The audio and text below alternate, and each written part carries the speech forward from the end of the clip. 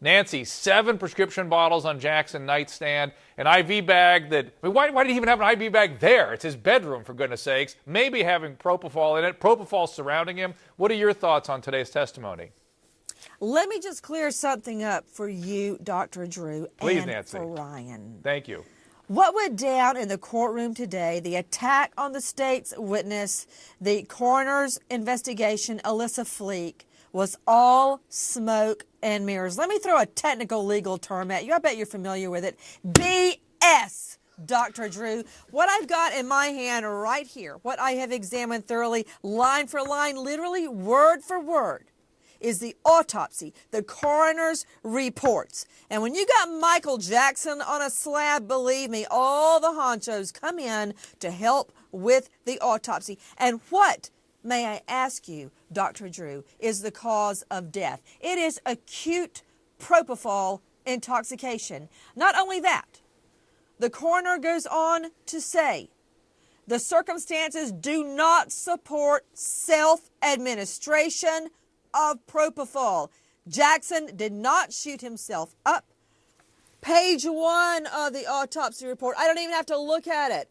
Propofol, liver, spleen, stomach, heart, femoral artery in your leg. He even had propofol swimming in the gel of his eye, Dr. Drew. So don't start with me about, hey, maybe she's making it all up. Maybe this little crime scene tech girl screwed the whole case up. No.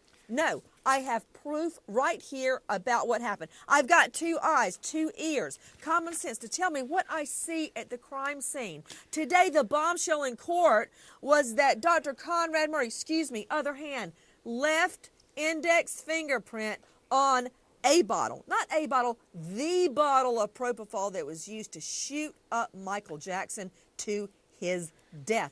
I rest my case. And you mean, Nancy, that it wasn't sufficient to blow smoke at the jury, that the fact that their tech, the tech who was looking at the scene, put her finger on the syringe and moved it and caused a fingerprint, that it contaminated the entire scene, the hundreds of bottles of medication, the ridiculous situation that Michael Jackson found himself in. But let me just ask one thing. I agree with you 100%. I read the autopsy report, too, and people kept saying he was in such great shape.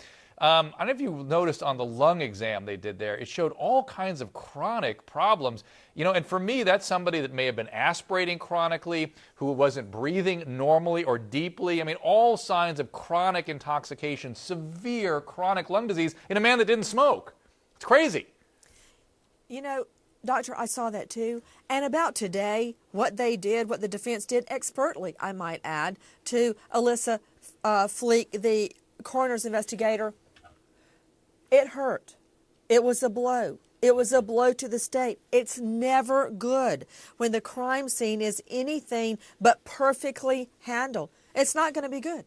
That is why it's going to be so important for the state to fire back with the autopsy report, to fire back with everything they've got. They got to go in guns a-blazing. We saw in Top Mom, you got one chance to prove the case. You got one chance to make this jury see, understand, feel, know, common sense. They're going to have to do that because the defense is gunning for them.